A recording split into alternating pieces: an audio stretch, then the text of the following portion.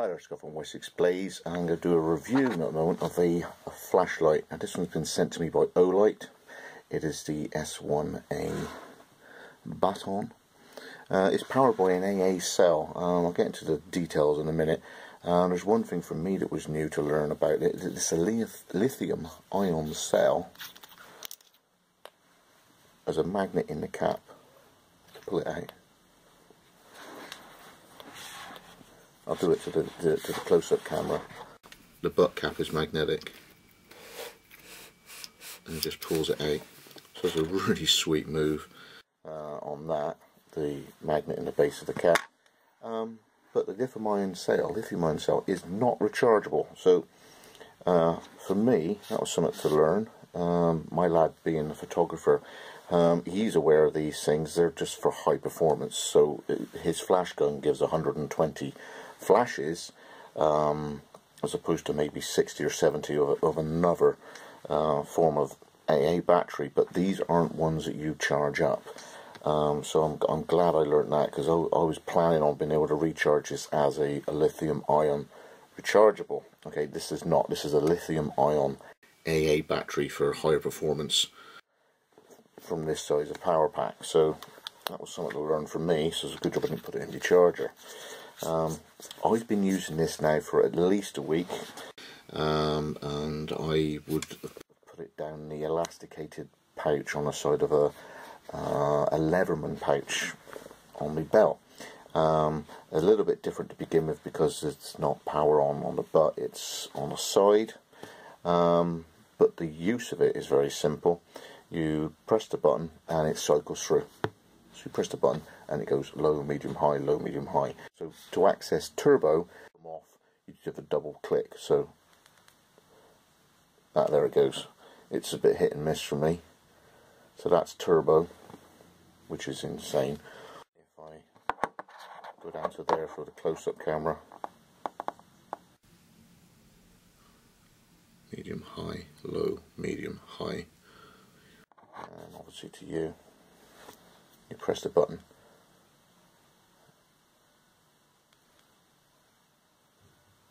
And then it cycles through until you get to the power that you want. What is important to me, as someone who does a moderate amount of camping, it's that moonlight setting. It's the setting at night when it's pitch black and you've got to do something.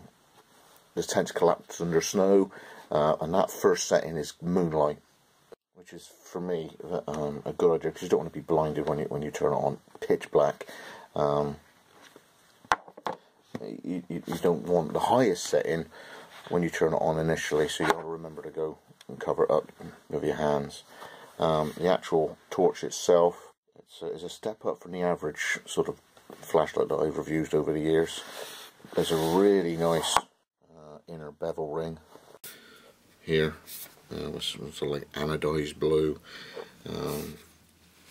Again, on the switch, it's got a very nice ring on it. The magnetic cap could be useful for other things than actually removing the battery. Actually able to use it to plant it on something metallic to shine onto the ceiling for a night light. So that was quite advantageous to have a magnet in the butt cap. When I came to doing the pocket clip, I've actually turned it around, if you notice on the close-up. The clip would go the other way around and onto this ring here inside. But when I wore it, I obviously needed it the other way around, because I like it being able to be shown down to the floor. I can get what I need to do with just a poodle light on the floor. So the use that I've had out of it over the last week, it's been absolutely fine. Now, the additional things that come in the box are a handle loop, which is one of the highest quality wrist straps I've seen on something as small as this. It's not cheap cordage. It's got really high quality stitching on the side, and you can use that to slide up and down. I just left it there, and you just feed that through a small little eye on the tail. So let's get to doing some tests. The IPX rating is IPX8, which from what I remember is a 2 meters. I got a water butt in the garden. I'll do a drop test. The drop test spec says 1.5 meters, which for me is about shoulder height. So I'll drop it on something hard like concrete. I'll probably do a tread test, which would, for me, would simulate you drop it and then you tread over it, or your buddy treads on it. And then if it's still up and running and still moving, I'll do a car roll. I'll put it in the freezer. I'll put it in a boiling pan of water, and if it passes all that, then that to me is real world things that will happen to it at a campsite. Could drop it in a pan of boiling water, or a pan of soup, or a pan of stew. You'll have to wash it off. You could drop it in the snow. You could forget where you left it overnight and it freezes. So the pan tests, the real world tests, for me, I simulate with doing these few activities. So let's start at the bottom with a drop test and see how it performs.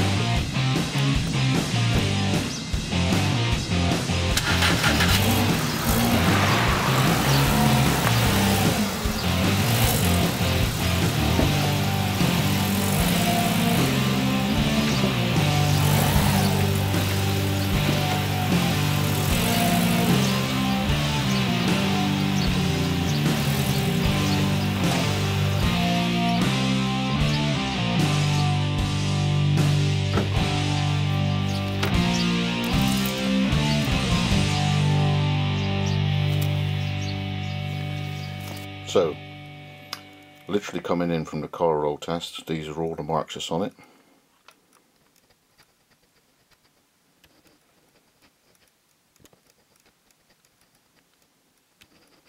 And a couple of chips there from the drop test onto the patio slabs. But as we call them, they're just hero marks.